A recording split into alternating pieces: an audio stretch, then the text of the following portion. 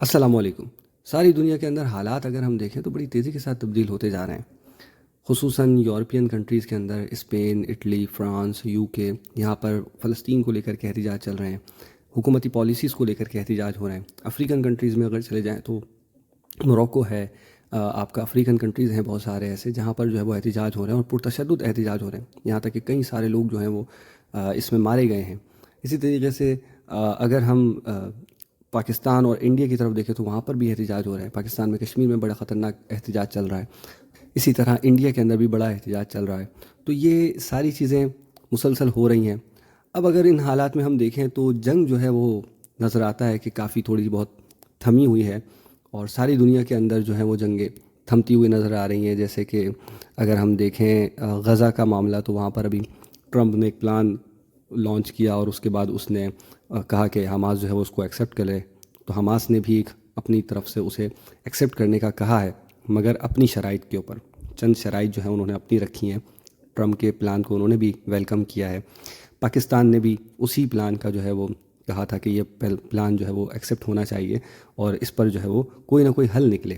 اسی طریقے سے سعودیہ اور یہ سارے ممالک جو ہیں وہ اس میں شامل ہوئے اور ان سب نے مل کر کے اس پلان کو اوکے کیا تھا، جس کو ابھی حماس نے بھی قریب قریب اوکے کیا ہے، مگر کچھ اپنی شرائط کے ساتھ۔ پاکستان جب ٹرمپ کے غزہ پلان کا حصہ بنا اور اس نے بھی عرب ممالک کے ساتھ مل کر کے اور اسلامک کنٹریز کے ساتھ مل کر کے اس پلان کو اوکے کیا، تو پاکستان میں احتجاج کروانے والے اور بہت زیادہ باتیں پھیلانے والے جو ہیں وہ آگے آئے اور انہوں نے بہت زیادہ باتیں کیں۔ لیکن میں نے ہمیشہ کہا ہے کہ پاکستان جو ہے اس کا عرب کنٹریز کے ساتھ، خصوصاً غزہ کے معاملے میں پاکستان کا کوئی کردار نہیں بنتا جس طرح کے لوگ ایکسپیکٹ کرتے ہیں کہ پاکستان جو ہے وہ وہاں پر ان کے لیے کچھ کر سکے، تو وہ نہیں کر سکتا۔ اگر کوئی کر سکتا ہے تو اس میں سب سے پہلے تو سعودی عرب ہے، وہی قصوروار ہے، وہ کچھ کر سکتا ہے جو کہ نہیں کر رہا۔ دوسرے نمبر پہ جارڈن بھی ان کے قریب ہے، وہ کر سکتا ہے بٹ وہ بھی کچھ نہیں کر رہا۔ مصر کر سکتا ہے، وہ بھی کچھ نہیں کر رہا۔ اور اس کے بعد اگر پھر کہیں دور کا کوئی شخص دیکھیں تو وہ ترکی بنتا ہے، کیونکہ ترکی نے اسرائیل کے ساتھ ریلیشنز پہلے سے قائم کیے ہوئے ہیں اور ترکی کے تجارتی تعلقات بھی تھے، سفارتی تعلقات بھی تھے۔ تو ترکی نے جو کام اب کیا ہے جا کر کے، وہ اسے بہت پہلے کرنا چاہیے تھا۔ جب یہ جنگ شروع ہوئی اس کے 2-3 مہینے 4 مہینے بعد اسے وہ کام کرنے چاہیے تھے جو اس نے اس وقت نہیں کیے۔ تو ترکی کا کردار بنتا ہے، اگر کچھ کرنا ہے تو ترکی کر سکتا ہے، بٹ ترکی بھی اس معاملے میں نہیں کر رہا۔ خصوصاً اس نے اس طرح سے ان کے ساتھ مخالفت بھی نہیں کی جس طرح کرنی چاہیے تھی۔ تو یہ ایک بہت بڑا معاملہ تھا۔ تو پاکستان تو بہت دور کا ملک ہے، تو پاکستان اس معاملے میں مداخلت نہیں کر سکتا۔ رہی بات یہ کہ پاکستان نے ٹرمپ کے غزہ پلان میں کردار ادا کیا اور اس کو ایکسیپٹ کیا اور اسے کہا کہ آگے بڑھایا جائے، تو پاکستان یہی کر سکتا تھا اور اس کے علاوہ وہ کچھ بھی نہیں کر سکتا۔ اگر آپ کہیں کہ جی ایران ہے یا یمن ہے، دیکھیں یمن کا اسٹیٹس تو بہت ہی الگ ہے۔ جیسا اسٹیٹس یمن کا ہے ویسا تو ایران کا بھی نہیں ہے، جو اسٹینڈ یمن کا ہے ویسا تو ایران کا بھی نہیں ہے۔ تو اگر یمن اور ایران کو کمپیئر کر لیا جائے تو بہت ساری ایسی چیزیں ہیں جس میں ایران کا کردار اگر ایز اے کمپیئر دیکھا جائے تو اس میں ایسا لگے گا جیسے ایران منافق ہے۔ تو اگر اسی طریقے سے ہم پاکستان کا موازنہ کریں ایران کے ساتھ، یمن کے ساتھ، یا پھر غزہ کے اس معاملے کے اندر، تو پاکستان کا رول تو ایسا لگے گا منافق ہے۔ تو یہ جو چیزیں ہیں، یہ جو باتیں ہیں، یہ ہمیں سمجھنی پڑیں گی کہ ہر ایک کا ایک کردار ہے، ایک رول ہے، اور ہر ایک کا ایک ریجنل اس کی ایک پوزیشن جو ہے وہ بہت بڑی امپورٹنٹ اس کا ایک رول ہے، ایک کردار ہے۔ تو ہم اگر اس چیز کو نظر انداز کریں گے تو پھر ہم یقیناً غلط فیصلے ہی کریں گے، کیونکہ پاکستان کے اندر بہت سارے لوگ ایسے بیٹھے ہیں جو کہیں نہ کہیں سے کوئی نہ کوئی غلط باتیں ہی نکال کر لاتے ہیں اور اس کو جوڑ دیتے ہیں کہیں نہ کہیں لے جا کر کے پاکستان میں بغاوت کرانے سے ریلیٹڈ معاملات کے ساتھ۔ تو یہ چیزیں آپ کو سمجھ میں آنی چاہیے کہ پاکستان میں ایسا ہو رہا ہے۔ دوسری بات یہ کہ پاکستان خود جو ہے وہ بظاہر اگر آپ کہیں کہ اس وقت ٹرمپ کے ساتھ کھڑا ہے اور بہت ساری ایسی چیزیں ہو رہی ہیں، اور ابھی ریوٹرز نے اور دوسروں نے ایک رپورٹ بھی شائع کی ہے جس میں کہا کہ وہ پسنی کا علاقہ دینے کی باتیں ہو رہی ہیں، اور ایک پلان پیش کیا گیا ہے کہ پسنی میں جو ہے وہ امریکن کمپنیز جو ہے وہ آ کر اپنا ایک پورٹ بنا سکتی ہیں، تاکہ وہاں سے ایک وہ روٹ بنایا جا سکے جس سے وہ آنا جانا کر سکیں آسانی کے ساتھ، ایک سیف روٹ دیا جا سکے۔ تو پہلی بات تو یہ کہ یہ ریوٹرز کی اور فائنینشیل ٹائمز جو ہے وہ ان کی اپنی خبر ہے، اور وہ بھی ایک پلان انہوں نے نہ جانے ان کی رپورٹ کہاں سے انہوں نے لی ہے، جس پر انہوں نے کہا ہے کہ ہاں پلان پیش کیا گیا ہے، یہ منصوبہ پیش کیا گیا ہے۔ در حقیقت آفیشیلی یہ کچھ بھی نہیں ہے، اور یہ ایک خیالی منصوبہ سازی ہے جو بتائی گئی ہے. اس میں کہیں بھی ملٹری کا، امریکن ملٹری کا کوئی کردار نہیں ہے، کوئی ایران مخالف کردار نہیں ہے، کوئی چائنا مخالف کردار نہیں ہے. تو یہ ساری چیزیں ہیں کہ وہاں پر جو باتیں کی گئی ہیں وہ بہت زیادہ جو سوشل میڈیا پر پھیلائی جا رہی ہیں وہ غلط ہے. اور وہ ظاہر سی بات ہے، کوئی خبر مل جاتی ہے تو پھر یہاں پر میں نے کہا نا کہ جو لوگ نگیٹیوٹی پھیلانا چاہتے ہیں وہ مسلسل اس طرح کی چیزیں پھیلاتے رہتے ہیں. پاکستان در حقیقت اس سارے معاملے میں جو کردار ادا کر رہا ہے وہ کردار بالکل ایسا ہے کہ آپ سمجھیں کہ بہت ہی سمجھداری والا. اس کی مین وجہ یہ ہے کہ آپ ایک بڑی جنگ میں جانے والے ہیں اور آپ کے پاس بہت کچھ نہیں ہے اس جنگ کو لے کر کے. اور یہ وہ وقت ہے کہ آپ اس وقت جو کچھ لے سکتے ہیں آپ نے لینا پڑے گا. اور میرا خیال ہے کہ جو کام اس وقت کیے جا رہے ہیں وہ بہت بہترین طریقے سے کیے جا رہے ہیں اور وہ چیزیں ان سے لی جا رہی ہیں. تو یہ چیز ظاہر سی بات ہے کہ عام آدمی اتنی آسانی سے تو نہیں سمجھ سکتا. پھر نگیٹیوٹی پھیلانے والے بہت زیادہ ہیں تو وہ جو چیز کر رہے ہیں اس کی وجہ سے معاملات تو ملک میں ایک عام آدمی کے لیے ذہن خراب ہونے والی بات ہے. لیکن در حقیقت جو چیزیں بظاہر لوگوں کو نہیں سمجھ آ رہی وہ چیزیں در حقیقت بہت اچھی ہو رہی ہیں. اس میں چونکہ ہم ایک بڑی جنگ میں جانے والے ہیں تو ہمیں یہ سوچنا چاہیے کہ ہم اس جنگ کو لے کر کے ہمیں پلان کرنا چاہیے. اب اگر آپ اس جنگ کو لے کر کے پلاننگ کر رہے ہیں تو پھر آپ کو سمجھ میں آئے گا کہ آنے والے وقتوں میں، اور جو لوگ اس ٹائم کو سمجھ رہے ہیں تو انہیں سمجھ آئے گا کہ آنے والے وقتوں میں آپ کے پاس امریکن پالیسیز نہیں ہیں، UN آگے چل کر کے نہیں ہے، اور ویسٹ کا جو سارا انفلوئنس ان ممالک کے اوپر ہے وہ بھی نہیں ہے. لیکن اس وقت جس چیز کی آپ کو بے حد ضرورت ہے وہ ہے پیسے کی، جو ویسٹ نے آپ سے چوری کیا ہے اور لے کر گیا ہے اپنے ممالک میں اور وہاں پر لگایا ہے. آپ کو پیسہ چاہیے وہ ویسٹ کے پاس ہے، آپ کو ٹیکنالوجی چاہیے وہ ویسٹ کے پاس ہے، آپ کو بہت ساری پالیسیز میں اپنے دشمن کو پیچھے کرنا ہے وہ ویسٹ کے پاس ہے، ویسٹ کر سکتا ہے.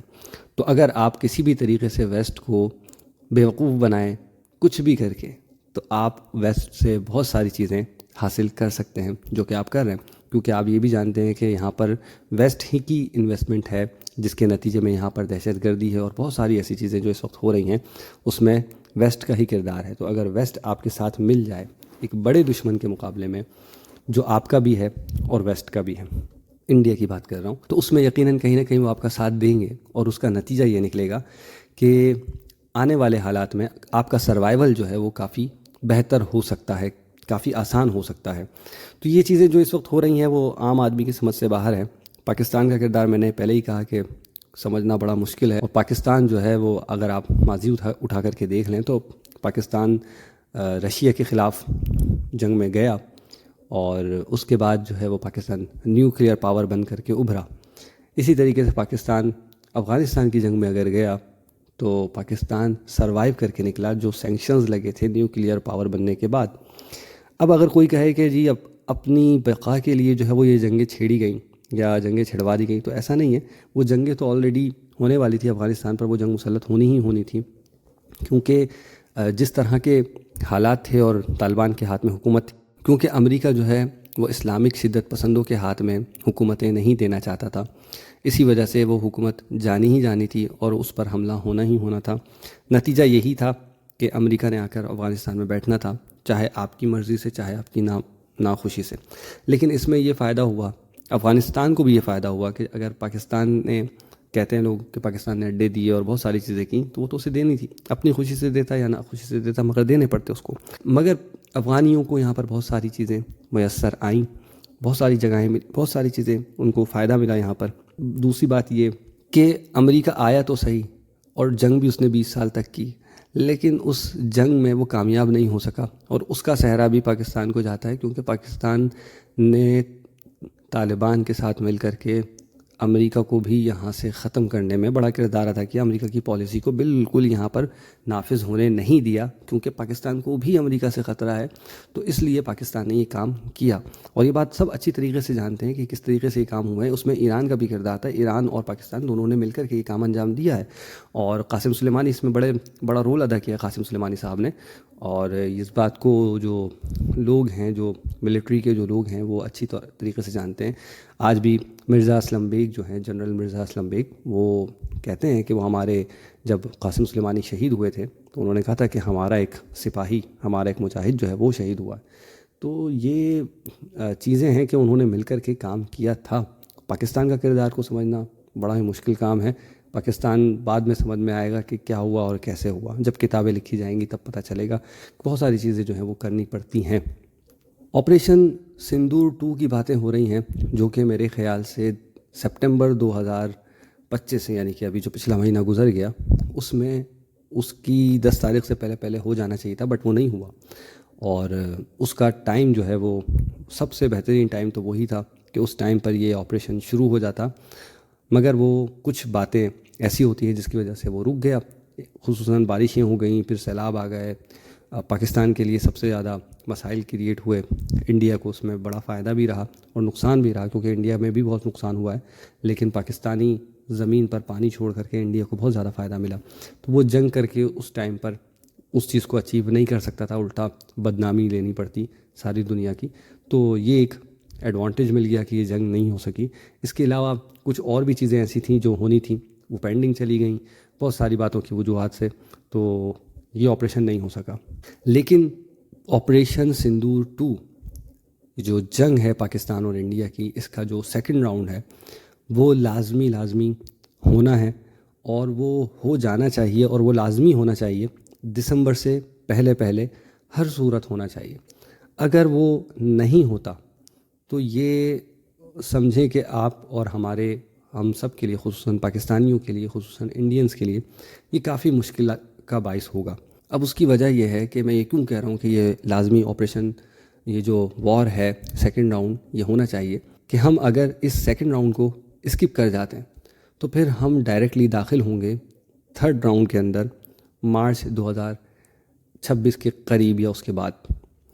تو اگر ایسا ہوتا ہے تو جو تیسرا راؤنڈ ہے اس کے بعد تو پھر کوئی امن نہیں رہے گا، اور وہ جو تیسرا راؤنڈ ہوگا وہ ہم سب کے لیے بڑا ہی مشکل، بہت ہی مشکل ہو جائے گا۔ لوگوں کو سمجھ نہیں آئے گی کہ پھر کیا کرنا ہے، تو بہت ہی پرابلم رہے گی نا۔ اس لیے سیکنڈ راؤنڈ ہونا بے حد ضروری ہے۔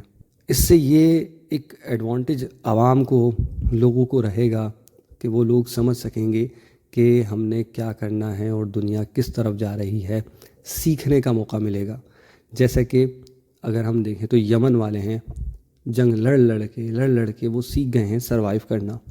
اسی طریقے سے شام والے ہیں، اسی طریقے سے غزہ والے ہیں، جو آج غزہ کی جو یہ پاور نظر آ رہی ہے آپ کو حماس کی، جو کھڑے ہیں 2 سال بعد بھی، اور اتنی بڑی طاقتوں کے آگے، جس میں امریکہ اور اسرائیل خود شامل ہے، پورا نیٹو شامل ہے، وہ سب مل کر کے ایک چھوٹے سے 80 کلومیٹر کے حصے کو 10-15 ہزار نوجوان لڑکوں سے نہیں چھڑا پا رہے ہیں۔ تو یہ کیا ہے؟ یہ سب یہ وجہ ہے ان مسلسل راؤنڈز کی، ان جنگ کے راؤنڈز کی، جو وہ کھیلتے رہے، اسرائیل کے ساتھ مسلسل لڑتے رہے اور وہ سیکھتے رہے۔ انہوں نے اپنے آپ کو ان کے ساتھ لڑ کے تیار کیا۔ تو یہ ہے اصل میں تیاری، جو قدرتی طور پر انہیں نصیب ہوئی، جو انہوں نے لڑ کر حاصل کی یا سیکھی۔ اسی طریقے سے پاکستان کا اور انڈیا کا دوسرا راؤنڈ جو ہے وہ بے حد ضروری ہے، وہ ہونا چاہیے۔ نہیں ہوا تو تیسرا راؤنڈ عوام کے لیے بہت مشکل ثابت ہوگا۔ اب اگر ہم سیریا کی جانب دیکھیں تو وہاں پر بھی ایسا لگ رہا ہے کہ جیسے کہ حالات تو بڑے سیرینز کے لیے بڑے اچھے ہوتے جا رہے ہیں، اور جولانی جو ہے اس کو باقاعدہ UN میں دعوت دی گئی، وہاں پر اس کی اسپیچ بھی ہوئی نیو یارک کے اندر۔ تو یہ بہت ساری چیزیں ایسی ہوئی ہیں وہاں پر کہ جو بظاہر جو لوگ نئی خبریں دیکھ رہے ڈیپلی، تو ان کو تو سمجھ آ رہا ہوگا کہ یار دیکھو سیریا تو اب ترقی کی راہ پر جانے والا ہے، کیونکہ سعودیہ بھی انویسٹمنٹ کر رہا ہے، ترکی بھی سپورٹ کر رہا ہے، عرب کنٹریز بھی اس کا ساتھ دے رہے ہیں، ایران نے بھی کوئی اتنا اختلافات جو ہے وہ نہیں دکھائے ہیں، اور امریکہ بھی اس کی طرف جو ہے، امریکہ اور یورپ جو ہے وہ بھی آگے ہاتھ بڑھا رہے ہیں۔ یہ ساری چیزیں ہوتی ہوئی نظر آ رہی ہیں، لیکن کیا حقیقت میں ایسا ہو رہا ہے؟ تو جواب ہے حقیقت میں ایسا نہیں ہو رہا۔ بظاہر جو چیز دکھ رہی ہے ہوتی ہوئی، وہ چیز ہو نہیں رہی ہے۔ یعنی کہ عرب تو ساتھ میں کھڑے ہیں، ترکی بھی ساتھ میں کھڑا ہے، لیکن امریکہ اور یورپ جولانی کے ساتھ میں نہیں کھڑے ہیں۔ امریکہ سیرین ڈیموکریٹک فورس مظلوم ابدی کے ساتھ ہی کھڑا ہے، اور اس کو بہت زیادہ مضبوط کیا جا رہا ہے، اس کو مسلسل ویپنز دیا جا رہا ہے۔ جو قبائل اس کا ساتھ دینا چاہتے ہیں ان کو اکسایا جا رہا ہے کہ وہ اس کا ساتھ دیں۔ انہیں مضبوط کیا جا رہا ہے، ان علاقوں میں اس کی جو ملٹری ہے، اس کی جو پاور ہے، اس کو بڑھایا جا رہا ہے۔ تو یہ سب جو ہے وہ مظلوم ابدی SDF سیرین ڈیموکریٹک فورس کے لیے جو ہے وہ کیا جا رہا ہے۔ ترکی نے ٹائم دے رکھا ہے کہ دسمبر تک اگر معاملات سیریا کے حل نہیں ہوئے، یعنی کہ مظلوم ابدی نے اپنی جو فورس ہے اس کو ضم نہیں کیا، لے جا کر کے اس کے ساتھ نہیں ملا دیا جولانی کی حکومت کے ساتھ، اور مل کر کے آپس میں ایک کام نہیں کرنا شروع کیا، یا اپنے ویپنز کو نیچے نہیں کیا، ان علاقوں کی جو حکومت ہے اس کو جولانی کے سپرد نہیں کیا، تو یہ ترکی جو ہے وہ وہاں پر حملہ کرے گا اور ان کے خلاف کارروائی کرے گا۔ اب یہ چیز اگر ہونے جائے گی تو ظاہر سی بات ہے یہ ویسٹ کے ساتھ معاملات خراب کروائے گی، اور ترکی کے اپنے اندر بھی معاملات خراب ہونے والے ہیں۔ میں پہلے بھی بتا چکا ہوں کہ اردوغان کے لیے برا وقت شروع ہو رہا ہے، تو وہ چیز آپ ہوتی ہوئی دیکھیں گے، اور نتیجہ پھر وہیں آئے گا کہ معاملات سیریا کے دوبارہ سے خراب ہونا شروع ہوں گے، اور دو گروپس اس وقت الائن ہیں سویدا کے اندر، دروز کمیونٹی اور سیرین ڈیموکریٹک فورس مظلوم ابدی، یہ آپس میں ایک ساتھ ملے ہوئے ہیں۔ امریکہ کی ان کو پوری سپورٹ حاصل ہے۔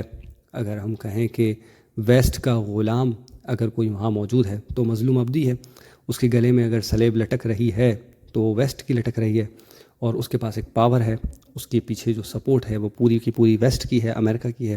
جولانی کے پاس اس وقت بظاہر آپ کو سپورٹ دکھ رہی ہے، لیکن حقیقتاً اس کے ساتھ کوئی سپورٹ اس وقت نہیں ہے۔ وہ آیا، اس نے کام انجام دیا، وہ لشکر سفیانی کی راہ ہموار کر گیا، جو کام اس میں تھا وہ کر چکا۔ اب اس کو ہٹانا ویسٹ کی پہلی حکمت عملی ہے کہ ہم نے یہ کام کرنا ہے، اور اس کی جگہ پر کسی ایسی نیوٹرل حکومت کو لانا ہے جو کسی کے بھی ساتھ لڑائی جھگڑا نہیں چاہے، یا چاہے تو مسلمانوں کے ساتھ چاہے لیکن اسرائیل کے خلاف ایسا کوئی اقدام کرنا نہ چاہے، اور اس میں ایسے لوگ موجود ہوں جو اسرائیل کے لیے کوئی شدت پسندی نہیں رکھتے ہوں۔ ہاں شدت پسندی رکھتے ہوں تو ترکوں کے لیے رکھتے ہوں، عربوں کے لیے رکھتے ہوں۔ ایسے لوگوں کو لا کر کے بٹھانا ان کی ذمہ داری بنی ہوئی ہے، اور وہ اس پر کام کر رہے ہیں۔ جیسے آپ دروز دیکھ لیں، اب دروز کمیونٹی بظاہر تو مسلمان ہی ہیں، کہنے کو تو وہ اپنے آپ کو مسلمان کہتے ہیں، ہم انہیں مسلمانوں سے باہر سمجھتے ہیں، بٹ وہ نام کے تو مسلمان ہیں، اور اسرائیل کو ان سے کوئی خطرہ نہیں ہے۔ اب دروز جو ہیں وہ کس سے لڑتے ہیں؟ وہ سیرین سے لڑ رہے ہیں، وہ عربوں سے لڑ رہے ہیں، وہ دوسرے مسلمان جو ہیں وہ ان سے لڑتے ہیں۔ اسی طریقے سے یہاں پر کرد فورس، سیرین ڈیموکریٹک فورس جو ہے وہ ترکوں سے لڑتی ہے، وہ عربوں سے لڑتی ہے، وہ جو ہے وہ سیرین فورسز جو ہیں وہ ان سے لڑتی ہیں۔ یہ جولانی بھی ان کا دشمن ہے، لیکن کیا اسرائیل ان کا دشمن ہے؟ یا اسرائیل انہیں دشمن سمجھتا ہے؟ نہیں۔ کیا امریکہ انہیں دشمن سمجھتا ہے؟ نہیں۔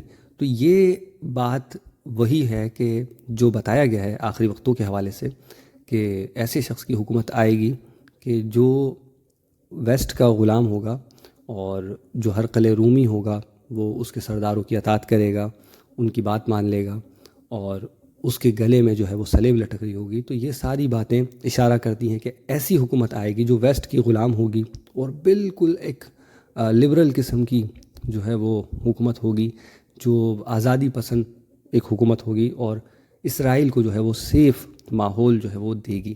تو وہ ماحول اگر کوئی دے سکتا ہے تو وہ مظلوم ابدی دے سکتا ہے، کیونکہ اس کے ساتھ کے جتنے بھی لوگ ہیں ان میں بھی کہیں بھی اسرائیل کے خلاف شدت پسندی نہیں پائی جاتی، لیکن جولانی کے ساتھ کے جو لوگ ہیں ان کے اندر اسرائیل کے خلاف شدت پسندی پائی جاتی ہے۔